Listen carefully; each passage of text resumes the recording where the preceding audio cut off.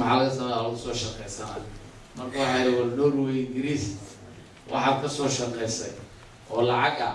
meel ay gaarayaan Allahu a'lam laakiin caruurtaada dhex joog oo la joog investment ku samay يعني ست سالوين حمحم كلي أنا وسوق البنين وعن شيء يا كور سوماليات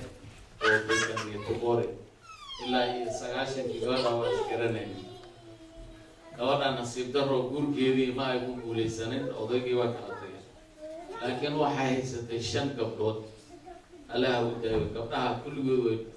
ويدقين هذا قبله واحد سمى شيء إسلامتي نحن بوسط مسجد كايدا كنتو محاضرون كي كانتا دبال كيسا ايدا لا سو دبالتو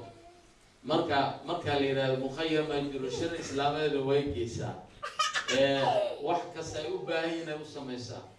hadda waxa ilaahay tusay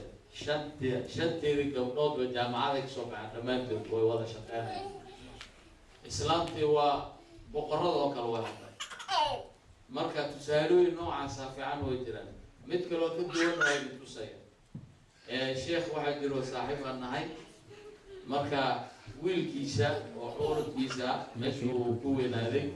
markaas wuxuu yiri waa u baqay wari wuxuu marka u sahamiyay meel Afrika meel oo Quraan lagu barto laba sanadood oo xareeyay Quraanka soo xafidey markaas uu soo celiyay xogaa iskoolkiisa xogaa ka dhinaa uu dhammaystiray markaas uu celiyay jaamacad Soomaaliya ku taalo geey wuxuu sameeyay sheekh oo xaafada imaamka imaamku leeshi ninkan xaafid Quraan way waranayho sheekh oo ilaali wuxuu naa'ib imaam iga dhigo markaas uu lacag ku siiyaa wiilkiisi inuu naa'ib imaam yahay rabood waxa uu soo gudbinaa imaamka laftiisa lacag u diraa wuxuu leeyahay wiilkayga ilaali sheekho jazakallahu khairan raboodkaasi ma oga wiilkan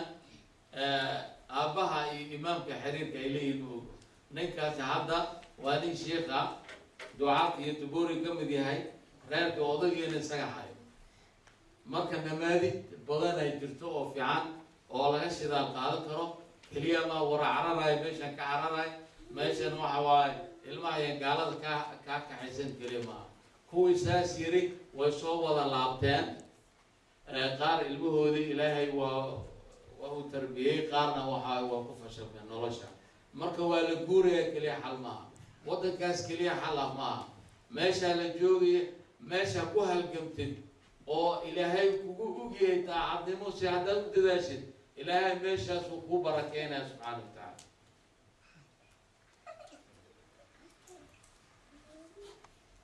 waqtiga in la nidaamiyo waa muhiim yani dhibaatooyinkeena waxa ka mid ah fowdo waqtigana fowdo iska galay markaas bedel suban in la abuuro marka in kaliya inaan mar walba dhihin maya waxaas maya waa mugdi waxaas gaalada iskale saas inaan la dhihin marka horta mayaadaba inay yaraataa fiican tahay tarbiyada markay tahay iska ilaali maya inay tiraahdo haddaad maya tirahdid maya aad ka soo shaqaysay oo ka soo fikirtay oo soo diraasiisay waa inay tahay maya cilmiyeysan